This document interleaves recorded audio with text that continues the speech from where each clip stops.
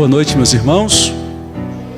Que a graça do Senhor Jesus repouse sobre nós hoje e sempre, porque dependemos dela sempre. Essa graça maravilhosa que nos faz suportar e enfrentar as lutas e dificuldades da vida, sabendo que em Cristo Jesus o nosso trabalho não é vão.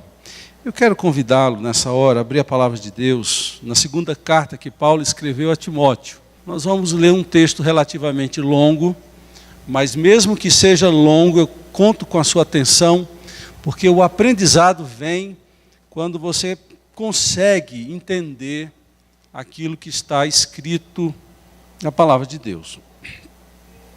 Nós vamos ler partes do capítulo 3 da segunda carta de Paulo a Timóteo e parte do capítulo 4.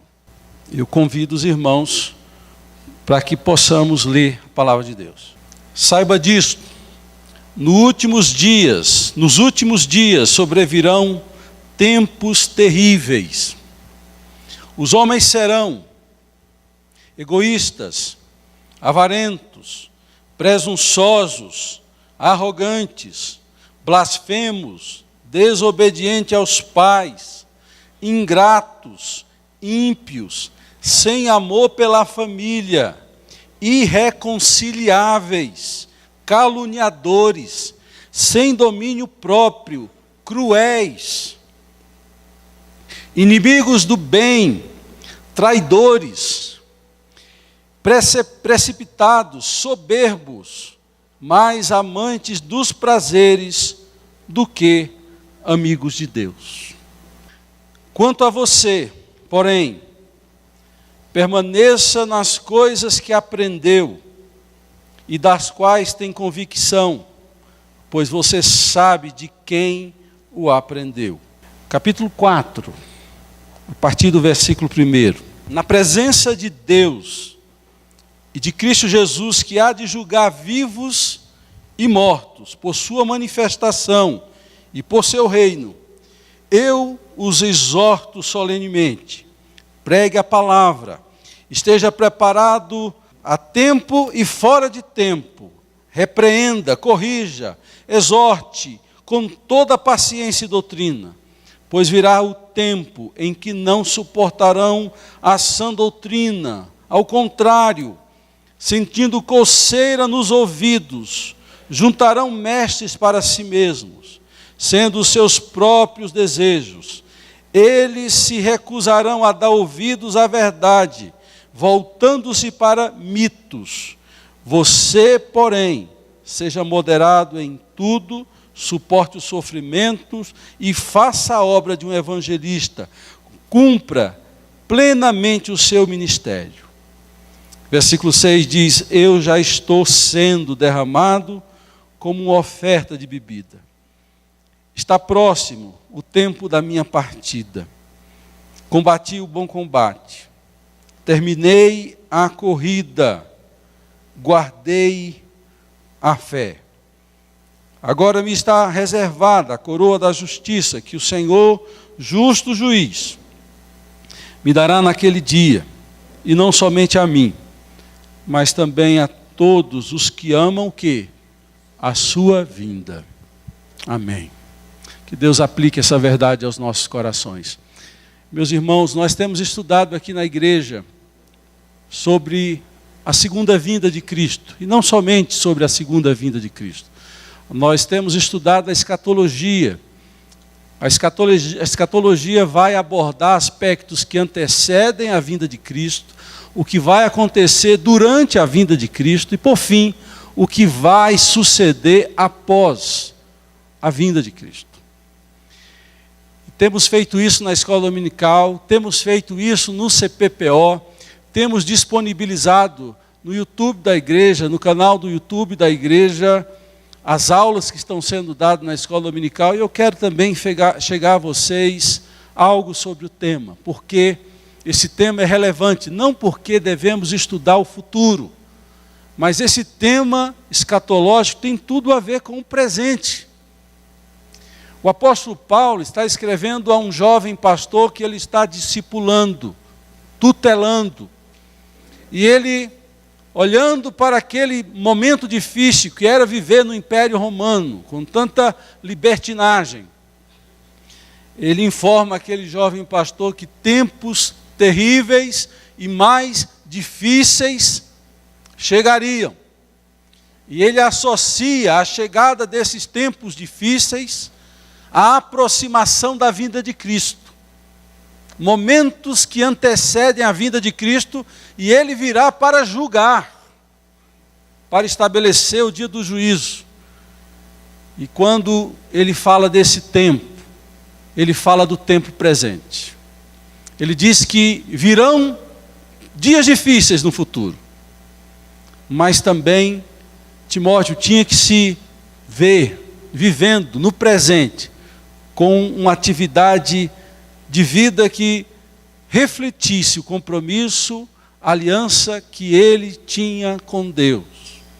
Paulo olha para o seu presente e vê no seu presente o futuro. Paulo está velho, Paulo está preso, e não restavam a Paulo ainda muitos anos, poucas oportunidades para viver, e ele diz: eu estou preparado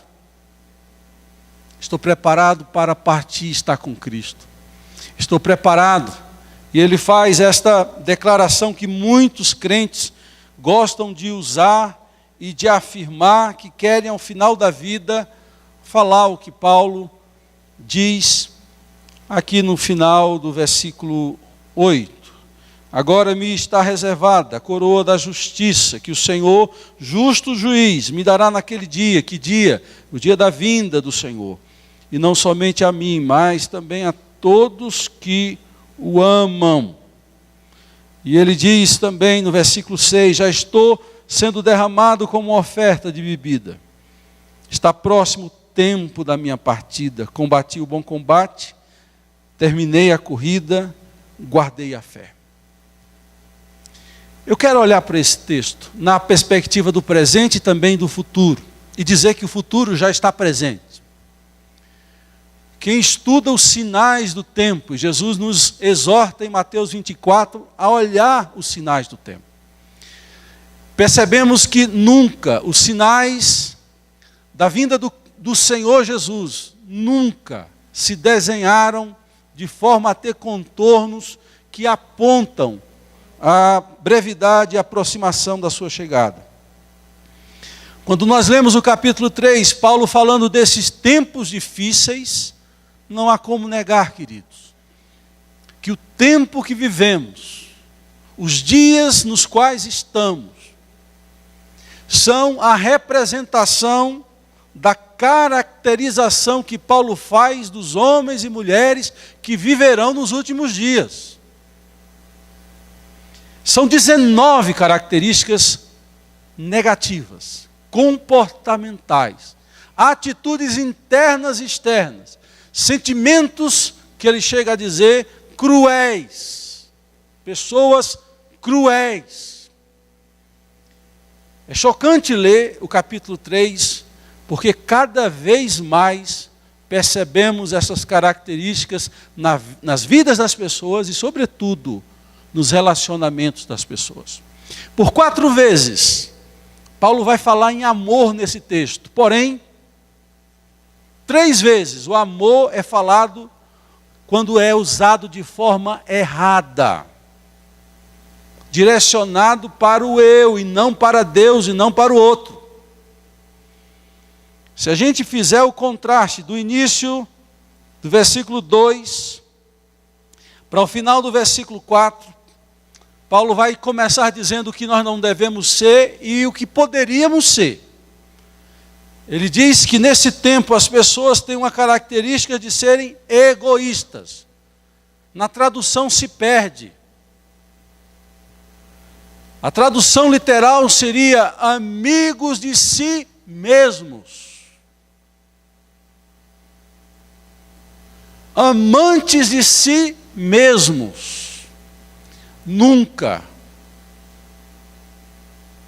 o narcisismo, que é o amor a si próprio, tem se revelado na vida das pessoas. A começar pelas postagens de internet. cada vez mais a vaidade e um desejo de ser visto por todos tem sido um sinal a todos evidente. Cuidado, meu irmão, minha irmã, com a sua postagem no Facebook, no Instagram, não sei o que lá, não sei. Você é crente, você não pode ser amante de si mesmo. Ao final do versículo 4 diz que as pessoas também serão amantes dos prazeres do que amigos de Deus. Antes de sermos amantes de nós mesmos, deveremos ser amigos de Deus. Essa é a proposta que Deus quer.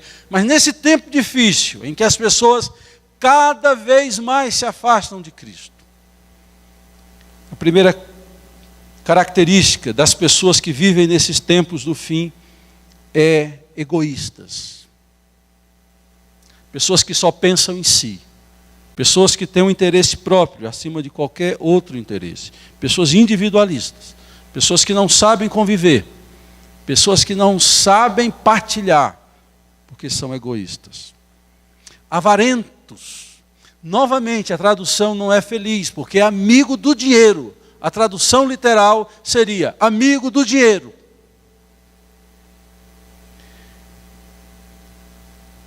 Nós temos a opção sempre de ter o dinheiro como nosso servo ou de sermos servos do dinheiro. E você percebe que amigos de si mesmo, amantes de si mesmos, amigos do dinheiro, amantes do dinheiro. Veja como o amor pode ser direcionado de forma errada. Quando eu amo o dinheiro me trai, porque essa relação não é boa. Jesus manda-nos tomar cuidado com Mamon, uma divindade que age na área do coração humano para fazê-lo ganancioso, avarento, escravo do dinheiro. Nós devemos usar o dinheiro como bênção de Deus, e pode ser bênção de Deus, porque podemos gerenciá-lo. Paulo, quando escreve a primeira carta a Timóteo, no capítulo 6, diz que o amor ao dinheiro é a raiz de todos os males. Note, não é o dinheiro em si que é a raiz de todos os males, é o amor ao dinheiro. A avareza nos leva a querer guardar, reter, ter, sem jamais partilhar, sem jamais doar, sem jamais ser generoso com o que se tem. Presunçosos. A tradução pode também ser bravateiro, que gosta de contar vantagem, que gosta de se achar sem ser. Jesus fala isso para a igreja de Laodiceia, quando ela diz que é rica e é pobre, cega e nua. Ela tinha uma presunção que não equivalia com a realidade do que se era de fato. A presunção. Diz também Paulo a Timóteo, outro sinal dos últimos dias, a arrogância. O egoísmo é aquela atitude que você faz para ser o primeiro. A arrogância é quando você quer mostrar que é o primeiro. O arrogante tem uma ação incisiva para dizer que quem manda é ele. Ele faz questão de não só puxar tapete, mas pisar no outro como se assim fosse tapete. Pessoas que são assim não demoram a serem blasfemos contra Deus e contra os outros. Não pouparão palavras. Não medirão, serão insensíveis nas palavras, e você vai ler a Bíblia, Velho e Novo Testamento, na boca de Salomão, na boca de Jesus, uma série de advertências, para que as nossas palavras, os nossos lábios, possam edificar e não maltratar, não julgar, porque com a medida que julgarmos, também seremos julgados por Deus. Vocês vão perceber que essas qualidades negativas que são marcas das pessoas da última geração, antes da vinda de Cristo. Terão sinais pessoais, daquilo que se está dentro dela. Terão também um aspecto familiar, e é isso que nós vamos entrar aqui agora. Diz que nesses últimos tempos, esses homens e pessoas e mulheres serão desobedientes aos pais. Quem tem mais de 40 anos consegue perceber o distanciamento comportamental familiar. Só precisa ter 40 anos, não mais que isso. Tudo mudou, queridos. Respeito, honra, pai e mãe, respeito entre os irmãos, foi para o brejo. Se não tem em casa, não tem na escola. Professor apanhando, diretor sendo surrado, é algo que nunca se viu. Porque as famílias estão em perigo, em sério perigo. Esse mundo, cada vez mais, adolescente ele tem por natureza, naquela idade, a rebeldia. E quem não foi, de alguma forma, um pouco rebelde? Ou muito rebelde? Eu sei porque eu fui.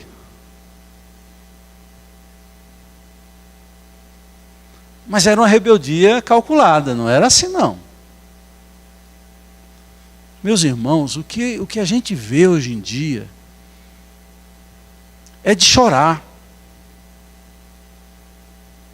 Filhos mandando nos pais, manipulando os pais. E muitos pais já estão numa idade avançada com medo de filhos, do que os filhos podem fazer com os pais. E isso vai se agravar. Jesus fala num sermão escatológico, em Mateus 24, que pais entregarão os filhos, filhos entregarão os pais. Aquilo que é instinto divino nas relações familiares, vão cada vez mais se dissipando, se perdendo, se esvaindo, porque as relações familiares estão se perdendo. Haverá ingratidão, ingratos. Esse é um traço natural do ser humano. Mas nos últimos tempos isso vai se acentuar de tal forma.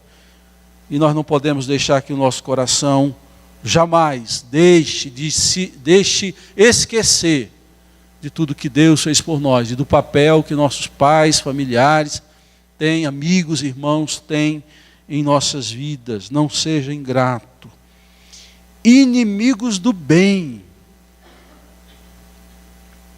Poderia ser dito amigos do mal. Mas fica mais chocante você pensar em pessoas que têm o mal, o bem como objetivo a ser vencido. Este é o sinal dos tempos. É nesse contexto aqui que se instala a grande tribulação. Traidores. Isso é uma prática hoje muito comum na história. Você vai encontrar traidores em todos os períodos da história. E em todas as famílias. Jesus também teve o seu traidor. Mas é plural, traidores, pessoas que não preservam amizades, pessoas que não levam em conta as dificuldades das pessoas, pessoas que querem prejudicar outras, mais do que você já tem visto. Precipitados, que falam que não devem, que agem como não, sem refletir.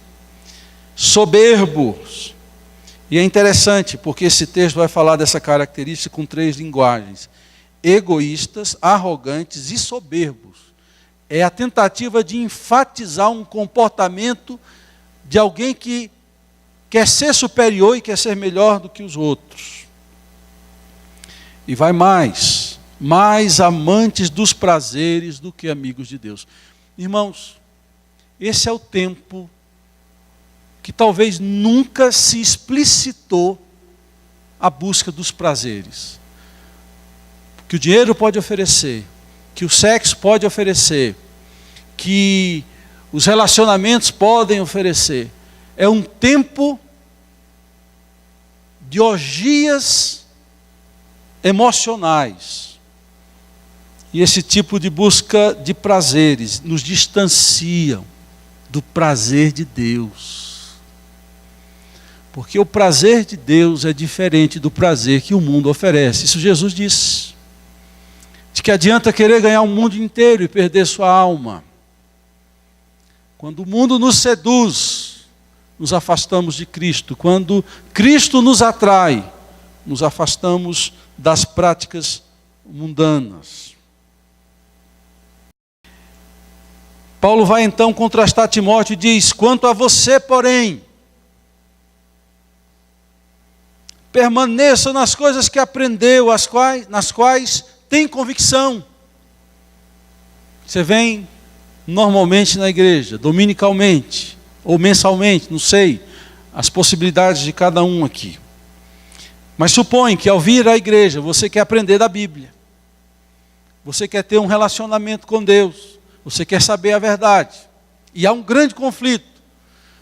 Porque no dia a dia, esse quadro que eu acabei de descrever, te solapa e você está inserido nele. Mas você não quer ser parte dele, então busca Deus.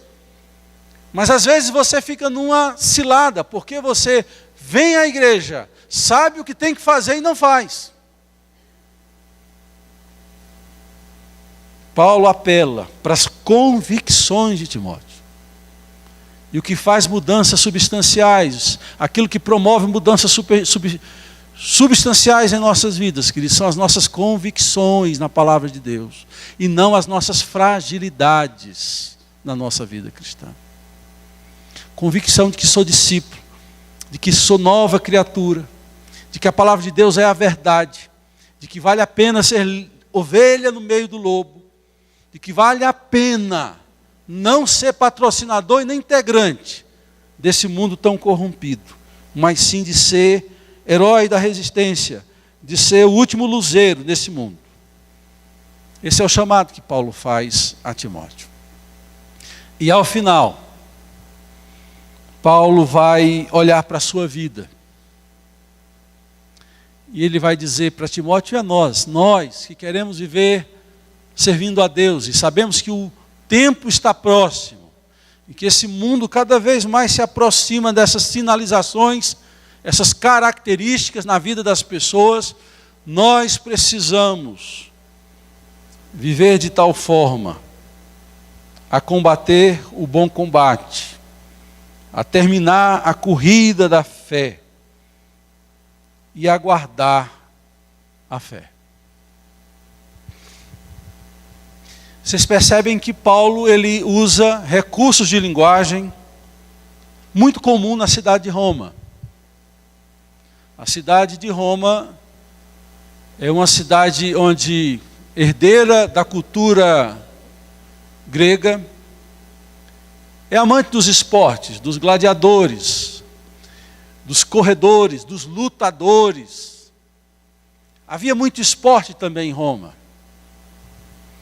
E não só aqui, logo no início, Paulo vai também trabalhar essas figuras de linguagem para mostrar que o corredor, ele usa 2 vezes aqui em Timóteo. E ele diz que a vida cristã é como se nós estivéssemos em um combate, em uma luta. Que a vida cristã é como se nós estivéssemos numa corrida. O autor aos Hebreus vai falar isso também. E por fim ele vai dizer que a nossa luta também se equivale a viver dentro das regras. Eu vou trabalhar um pouco sobre isso. Como viver nesse tempo, portanto, que é um tempo difícil de se viver. Tempo que é sinalizador da aproximação da vida de Cristo. Combatendo o bom combate, meus irmãos. Essa é a primeira atitude. É uma luta. Primeiro é uma luta interna contra as nossas paixões, contra o pecado que tenta nos desviar dos planos de Deus. É uma luta contra o diabo, Paulo vai dizer em Efésios 6, a nossa luta não é contra carne e sangue, mas contra os principados e potestades, contra os dominadores desse mundo tenebroso, contra as forças espirituais do mal nos lugares celestiais, em Cristo Jesus. É uma luta que nós sabemos qual é o resultado da vitória. Tiago 4,8 vai dizer, resisti ao diabo e ele fugirá de vós. Mas é uma luta.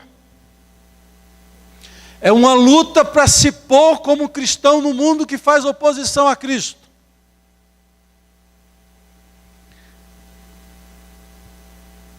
Cada vez mais a oposição ao cristão se avoluma. Porque ser cristão hoje é ser tido como arbitrário, preconceituoso. Ser cristão hoje é estar fora de moda porque crê em coisas arcaicas. E não espere que isso vá melhorar.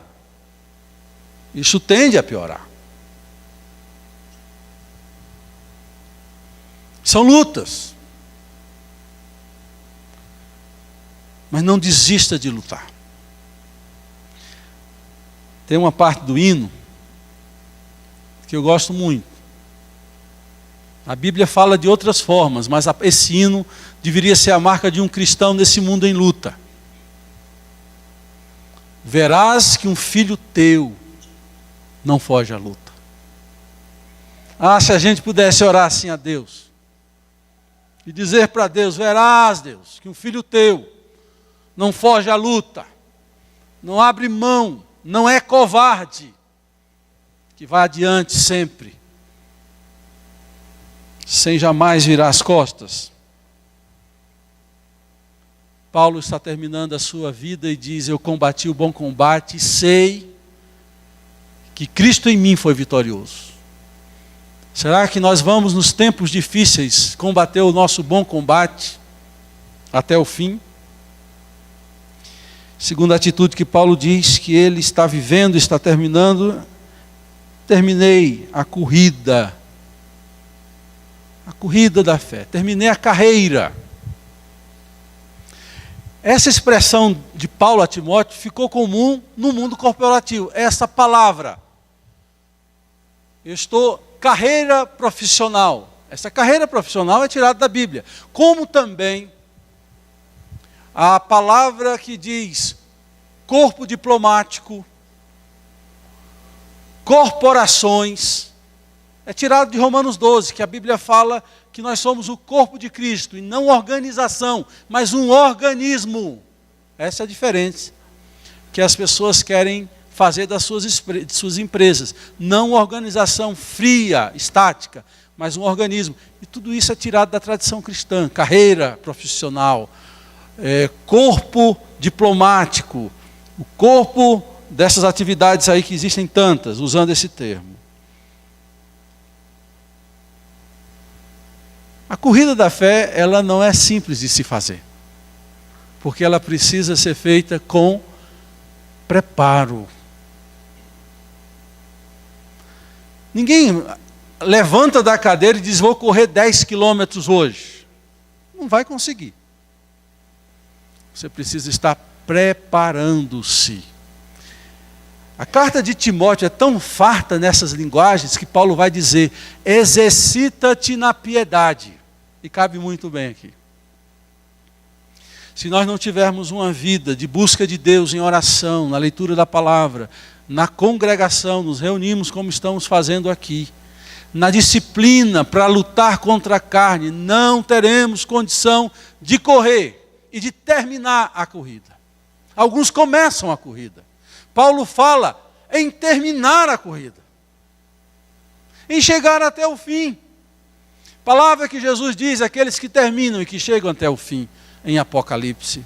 Ao vencedor darei que se vista com as vestiduras brancas. Ao vencedor darei uma pedra. Ao vencedor darei uma coroa. As promessas são a quem termina. Aqueles que terminam. A promessa é feita a quem vai até o fim. Você não foi chamado para correr 1 quilômetro dessa corrida. Você foi chamado para correr até o fim. Por fim, Paulo fala que nós devemos guardar a fé. Não é fácil interpretar o que significa guardar a fé. Se a gente for continuar na metáfora dos jogos, talvez essa interpretação que eu vou dar caiba. Eu apresento para os irmãos nessa hora. Quando se fazia as Olimpíadas na Grécia Antiga, todos que estavam ali para concorrer em suas modalidades precisavam assumir compromisso com as regras e guardar estas regras para que pudesse participar de uma forma limpa das competições. Todas as regras eram ditas e os participantes assumiam o compromisso de guardar as regras. Poderia então, Paulo está dizendo: eu guardei a minha fé como guardei as regras que Deus estipulou para a minha caminhada, para a minha vida cristã. Mas há também uma outra interpretação, e eu vou confessar, eu gosto mais dessa.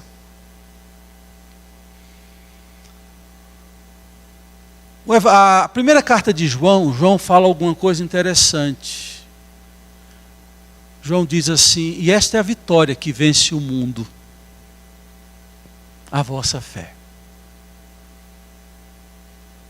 E esta é a vitória que vence o mundo, a sua fé.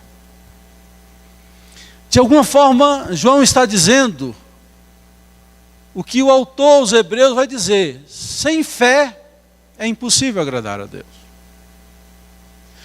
A fé é um elemento que nos impulsiona a lutar e a correr. E a lutar e vencer, e a correr e terminar a corrida. Então o segredo da vida nesse mundo turbulento é de guardar a fé. E aí você deve pensar no grande mistério e segredo de carregar uma luz. E tendo que manter esta luz acesa, em momentos frios, de ventos, você vai caminhando, progredindo com todo cuidado para guardar viva, acesa, a fé que você carrega. E por fim, guardar entregando ao Senhor a sua fé. Quando Paulo diz que guardou a fé, não é que ele aposentou e agora eu estou vivendo sem fé. É que ele está protegendo a fé no seu coração de todas as ameaças. Será que nós não temos ameaças na nossa vida cristã que tentam apagar a nossa fé, diminuir a nossa fé, extinguir a nossa fé? Claro! O segredo, meus irmãos, é, apesar de tudo e de todos, guardar a fé. Guardar a fé no coração, para quando chegar no último dia, se tem algo que você possa oferecer a Deus, é essa fé que Ele te deu. E você entrega a fé a Ele. Paulo tem convicção de que ele fez um bom trabalho na terra. E ele vai, ao final, no versículo 8, falar essas palavras maravilhosas.